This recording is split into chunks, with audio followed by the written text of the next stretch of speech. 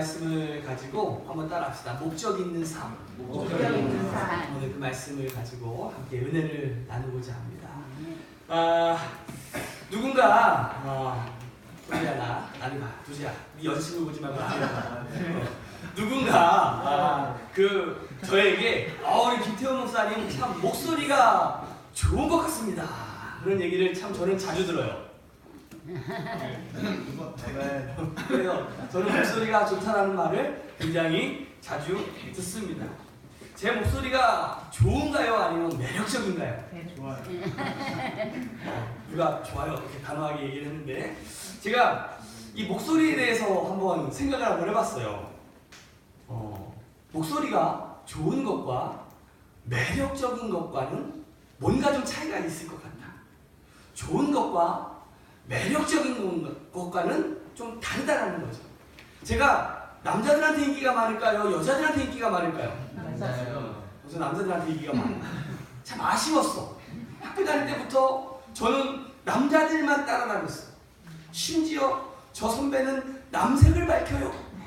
이런 얘기도 들었던 적도 있어요. 막 등치 큰 애들, 제가 농구 동아리 했었잖아요. 그래가지고 막 이따만한 190짜리 애들, 180짜리 애들이 막 제가 그 당시 티코를 끌고 다녔었는데 티코에 8명 타고 그리고 걔네들이 막 장난을 치면은 보도블록에다가 티코를 이렇게 달아놨다가 얹어놓고 근데 참 신기한 건 여자 후배들이 저한테 선배님은 참 좋은 것 같아요 하면서 다른 선배들 쫓아다니더라. 왜 내가 좋은데 나를 쫓아다니지 않고 딴 놈들을 쫓아다니까. 알고 봤어요. 나는 좋은데 그 선배는 매력적인 거야. 저는 여기서부터 컴플렉스가 생기기 시작했어. 야, 나는 사람만 좋지 매력적이지는 못하는구나. 그쵸? 여러분도 아마 그렇게 생각을 해봤을 거예요. 좋은 것과 좀 매력적인 것과는 뭔가 좀 차이가 있다는 거.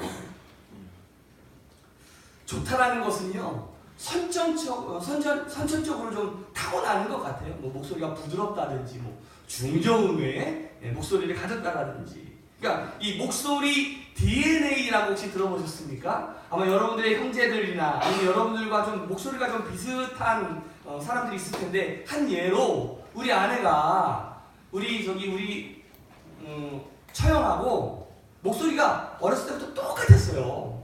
심지어 누구도 구별을 못하냐면 우리 장모님도 전화를 해서 여보세요 하면 누구냐? 은진이냐? 수진이냐? 은진이가 받으면 수진이라고 그러고 수진이가 받으면 은진이냐? 엄마조차도 목소리를 구분하지 못할 정도로 목소리가 비슷하다는 거죠. 제 아내가 목소리가 매력적입니까? 좋습니까? 좋아요. 매력적이요. 좋아요. 그러니까 그놈이 그놈인 거야. 무리한 거죠. 그런 매력적인 목소리란 뭘까? 매력적인 목소리. 이거는 굉장히 지극히 주관적이라고 할 수가 있어요. 이건 어디에 써 있는 건 아니거든요. 여러분들이 느끼는 매력적인 목소리가 아마 어떤 사람은 전지현, 어떤 사람은 수지 다 다르잖아요. 요즘에 설현이 좀 대세인가? 그러니까 아마 제 지극히 주관적인 그러한 의견이라고 한다면 저에게 있어서 매력적인 한 예로 이런 거예요. 제가 2년 전인가요? 천안에 있는 하늘중앙교회에 가가지고 제가 부흥회를 했잖아요. 부흥회를 했는데 제가 두 청소년에게 물어봤어요. 너는 꿈이 뭐냐? 너는 꿈이 뭐냐? 라고 물었어요. 그랬더니 이쪽에 있는 한 학생은 딱 일어나더니 네, 제 꿈은 하고 제 꿈에 대해서 아주 자신있고 단호하게 쭈쭈쭈쭈쭈 얘기를 하더라는 거예요. 야, 멋있더라고요. 근데 이쪽에 있는 애한테 야, 너의 꿈은 뭐냐? 그랬더니 꿈이요? 옛날에는 의사 되는 게 꿈이었는데요. 지금은 공부도 안 되고 그냥 회사원이나 되죠 이러는 거야. 제가 심각한 충격에 빠졌어요. 제가 이 두 애가 어떤 애인지 잘 몰라요. 저 처음 만난 애들이거든 그때. 그러면 그 애의 가정 환경이 어떻고 걔가 공부를 얼마나 잘하고 얼마나 어떻게 삶을 살아가는지 잘 알까요? 모를까요? 몰라. 그런데 얘네 둘이 A랑 B랑 와가지고 저한테 제 딸을 주십시오라고 사이로 이렇게 맞아주십시오 하고 온다면 난 절대로 얘한테는 안 줘. 그쵸? 여러분들 같으면 어떻게 하겠어요? 뭐 옛날에는 꿈이 이거였는데 지금은 잘 모르겠고 회사원이나 되죠. 이런 한테 딸을 줄 수 있어요? 아니죠. 안 주죠. 제가 그 녀석을 보면서 내가 저딴 놈은 내가 내 눈에 두 눈에 흙이 들어갈 때까지 내 딸을 줄 수가 없다. 저딴 놈 만나면 안 되는데. 꿈이 있는 목소리는요, 뭔가가 달라요. 저는 그게 매력적인 것 같아요. 꿈이 있는 목소리는요, 자신감이 있고요, 명료함이 있고요, 그리고 어떤 의미에서의 좀 흥분해 있어. 그쵸? 뭐 사람이 내가 잘하고 있는 얘기, 예를 들어서 뭐 우리 피아노 얘기하면은 우리 최 집사님이 어떻게 할까요? 피아노는요 이래서 이러고 그리고 막 좀 흥분되는 어쩌에서 막 이야기하지 않을까요? 헬스에 대해서 누구보다 잘하는 우리 헬스 관장님 같은 경우에는 어떻게 할까요? 그 헬스는요 이래서 좋고 이래서 좋고 막 흥분하면서 얘기하잖아요. 우리 당구 잘 치는 강빈이 당구 잘 치는 이렇게 치고 이렇게 치고 이렇게 치고 그렇죠? 그래요. 사람은요 자기가 좋아하고 자기가 잘하는 것에 대해서 막 얘기하고 싶어요. 그렇죠? 막 얘기하고 싶어하고 약간은 흥분되는 어조로 계속해서 얘기해. 그 모습이 저는요 너무 매력적이다. 그리고 꿈이 있는 목소리는요 구체적이야. 반면에 꿈이 없는 목소리는요 자신감이 있을까요 없을까요? 없어요. 우물쭈물 망설입니다. 내가 뭐 해야 되나. 그렇죠? 장황하게 얘기합니다. 그리고 추상적으로 얘기해요. 꿈뿐만이 아니라 길을 갈 때도 목적지가 분명한 사람은, 여러분들 오늘 아침에 만났을 때 여러분들한테 어디 가십니까? 라고 물으면 여러분들 뭐라고 얘기하겠어요? 교회 갑니다 하고서 여러분들 발걸음을 빠르게 해가지고 교회 올 거예요. 그런데 목적지가 없는 애들은요, 너 어디 가니? 그러면요, 요 앞에 가요. 요 앞에 어디? 그냥 여기요. 그쵸? 추상적이고 장황하고 구체적이지 못해요. 꿈이 있는 목소리가 저는 무엇보다도 매력적인 목소리인 것 같아요. 그런 의미에서 옆에 사람한테 한번 이렇게 인사해 보세요. 당신은 매력적인 사람입니다. 오늘 본문의 말씀을 보면 매력적인 목소리의 주인공이 나옵니다. 그 사람이 누굽니까? 세례 요한이라고 하는 사람이 나옵니다.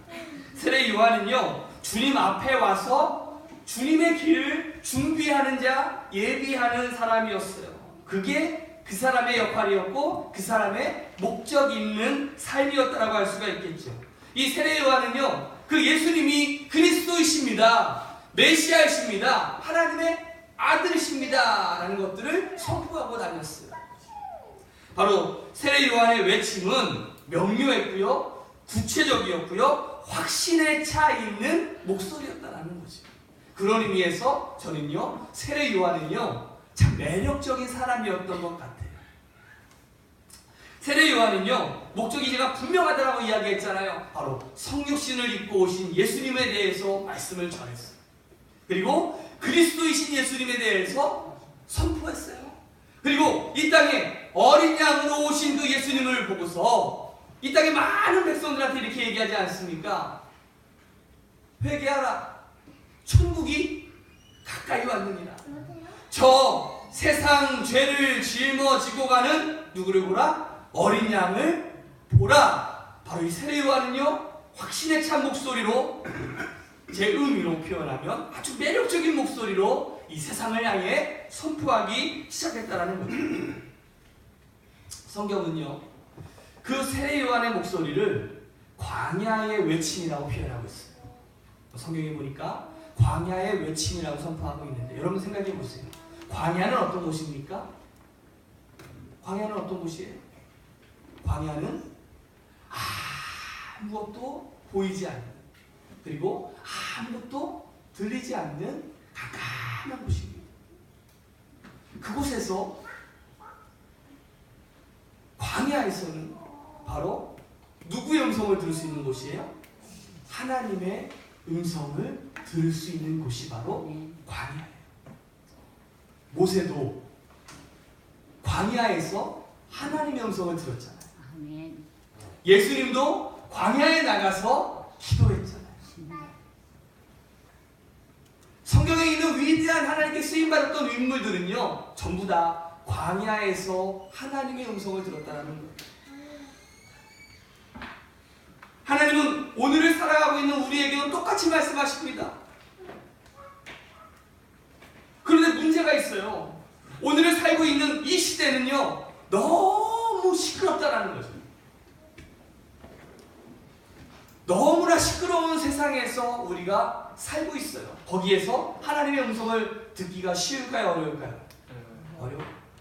그 하나님의 음성을 찾기가 어려워요. 너무나 우리를 유혹하는, 그리고 우리를 매혹하는 아주 달콤한 소리들이 이 세상에서 울려 퍼지고 있고요. 뭐 그런 소리뿐만 아니라 여러 가지 대중매체라든지 여러 가지 인터넷이라든지 수많은 그런 잡소리들이 우리를 혼란케 하고 있다는 것이죠. 그런 소음 속에서 하나님의 음성을 듣기란 어려웠어요. 오늘 세례 요한의 시대도 마찬가지였습니다. 세례 요한의 시대도 이스라엘 백성들에게 하나님의 메시지를 선포했어요. 이 땅의 메시아.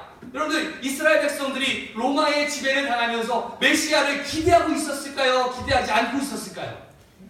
기대하고 있었어요. 베들레헴에서 메시아가 난다는 것을 알고 있었을까요? 모르고 있었을까요? 알고 있었다니까요. 그래서 그 사람들 가운데 많은 사람들은 베들레헴으로 이주까지 해가지고 그 베들레헴에서 살고 있었어요. 누구를 맞이하려고? 예수님을 맞이하려고요. 그런데 정작 성경에 예수님께서 이 땅에 베들레헴에서 태어나시고 이 땅에 오셨는데 이스라엘 백성들이 그가 아니라는 거예요. 메시아가 아니라는 거예요. 세례 요한이 끊임없이 이 예수님이 메시아이고 하나님의 아들이심을 선포했지만 사람들은 듣질 않았어요. 바로 이 세상의 소음 속에서 하나님의 참 소리를 듣지 못했다는 것이죠. 오늘 성경에 보면 38절과 39절의 말씀을 한번 읽어볼까요? 같이 한번 읽어봅시다. 시작.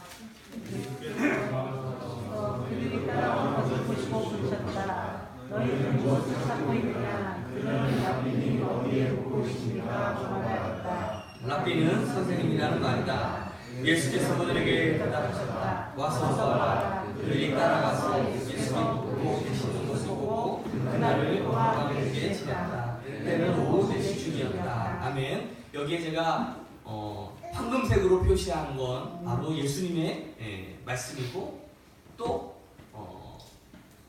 저 색깔이 뭐라고 해야 돼? 하늘색은 바로 그 제자들의 이야기예요.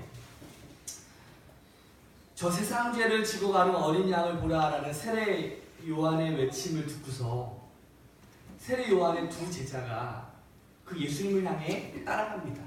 오늘 성경의 말씀을 보면, 자, 그때 그 따라오는 그 세례 요한의 두 제자를 보면서 예수님이 묻는 질문이에요. 너희는 무엇을 찾고 있느냐? 개역 성경에 뭐라고 되어 있냐면 너희가 원하는 것이 무엇이냐라고 되어 있어요. 너희가 무엇을 원하느냐라고 묻고 있는 거죠. 그때 이 제자들이 랍비님 어디에 묻고 계십니까? 지금 이 제자들이 예수님의 질문에 대해서 제대로 이해하고 있는 거예요? 제대로 이해하지 못하고 있는 거예요?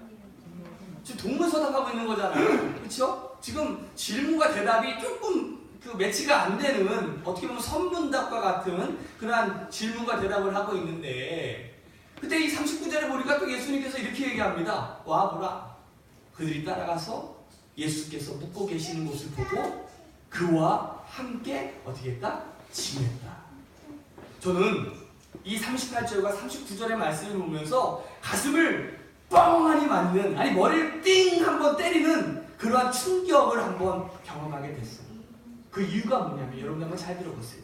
혹시 여러분들 알고 있는 그러한 그 사회학자 가운데 그 에릭 프롬이라고 하는 to have or to be라고 하는 소유냐 아니면 존재냐라는 그 책을 한번 보신 적이 있으십니까? 아니면 한번 들어는 보신 적이 있으십니까? 전혀 처음은 아니겠지요. 이 소유냐 존재냐라고 하는 제가 그 책을 읽었던 그때가 바로 이 말씀이 그 매치가 다 되더라고요. 뭐 한마디로 표현하면 이거예요. 사람이 살아가는 방식은 두 가지 되는 거예요. 하나는 소유 양식의 삶을 살아가는 반면에 또 하나는 존재 양식의 삶을 살아간다는 것이죠. 소유 양식의 삶이 뭐예요? 내가 살아가는 목적이 뭐예요? 무엇을 얻고 무엇을 갖기 위해서 살아간다는 거예요. 그러면 존재 양식의 목적은 뭡니까? 내가 누군가를 끊임없이 묻고 바로 내가 소유를 한 내가 아니라 내 존재 자체를 묻고 있다는 거죠. 어떤 실존적인 의미에서. 한번 여러분들 스스로를 한번 잘 생각을 해보세요.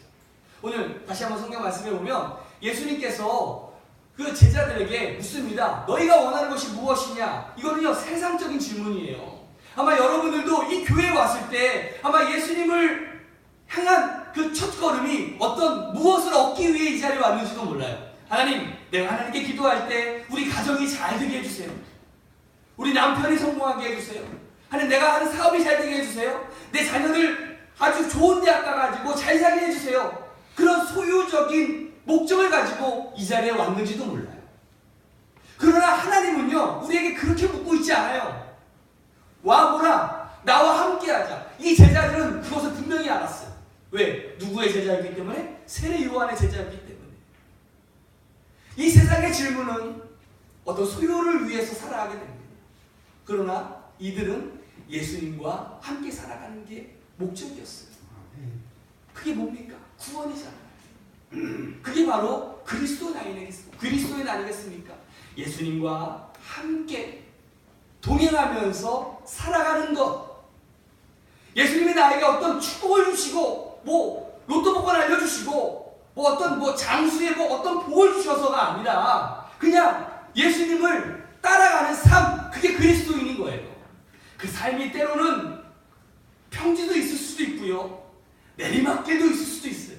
하지만 그 길이 오르막길이라고 할지라도, 낭떠러지라고 할지라도 끝까지 예수님과 걸어갈 수 있는 삶 그 자체, 그게 바로 존재 양식의 목적이라는 거예요.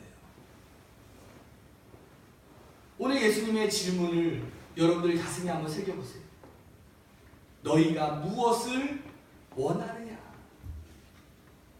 저는 오늘 여러분들이 우리가 가지고 있었던 수만 가지의 그 소유로 가득 차 있던 그 사고방식을 조금 바꿔서 이제는 우리의 삶이 존재 양식으로 바뀌어갈 수 있는 좀 수준 있는 사람들이 되시기를 주님의 이름으로 축원합니다. To have or not to be. 소유냐, 존재냐. 사람들은 내가 무언가를 더 얻으면 행복할 거라고 여깁니다. 아마 여러분들도 그런 생각을 가지고 살아가는지 몰라요. 제가 아침에 잠깐 신호대기 하다가 핸드폰을 보면 안 되는데 페이스북을 한번 봤어요. 그 페이스북에 보니까 한 여자가 이렇게 울고 있어. 거기 핸드폰에 보니까 제목이 뭐냐면 엇갈린 두 남녀야. 핸드폰에 로또 리치인가 해가지고 막 번호가 쭈쭈쭈쭈 있어요. 무슨 일인가 한번 딱 봤더니 그 여자가 간호사야. 그래서 둘이 돈을 모아가지고 로또 복권을 샀대요. 당첨됐을까 안 됐을까? 당첨된 거야. 이제 결혼도 한 달 채 남지 않은 이제 결혼 예정자들이었죠. 근데 그 남자친구가 헤어지잖아.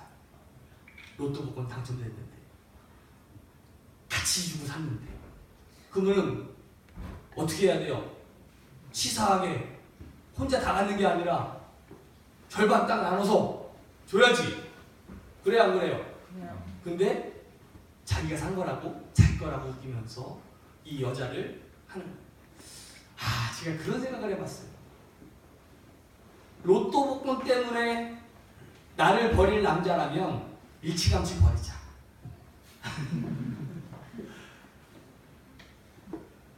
로또 복권 때문에 일찌감치 버릴 여자라면 일찌감치 버리자.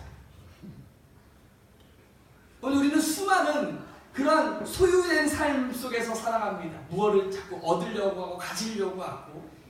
한번 여러분들 남자들이 한번 잘 생각해 보세요. 여자들 한번 눈 다 감아보세요. 눈 한번 꼭 감아보시고 남자들만 한번 들고 내가 로또 복권 1등 당첨됐다. 지금 살고 있는 여자랑 안 산다. 손 들어보세요. 손 내려. 이 손 드는 것들이 있어 진짜. 네. 지옥에 갈 것들. 농담이고요. 하나님은 우리에게 다시금 묻고 계셔요. 네가 여전히 소유 방식의 삶을 추구하며 살아갈 것인가? 아니면 존재 양식의 삶을 추구하며 하나님 백성답게 살아갈 것인가? 오늘 그 질문에 여러분들께서 매력적으로 대답했으면 좋겠습니다. 네, 주님, 내가 주님과 함께 하겠습니다. 아멘. 내가 주님 안에 거하겠습니다. 아멘. 내가 주님과 함께 살겠습니다. 우리 그런 멋진 크리스천이 되었으면 좋겠어요. 우리 그런 의미에서 옆에 사람한테 다시 한번 옆에 있는 사람한테 한번 이렇게 인사해 보세요. 매력적인 그리스도인이 됩시다. 주님만으로 만족합시다. 돈에 째째하게 굴지 맙시다. 우리 시간 함께 찬양하고 함께 기도했으면 좋겠어요.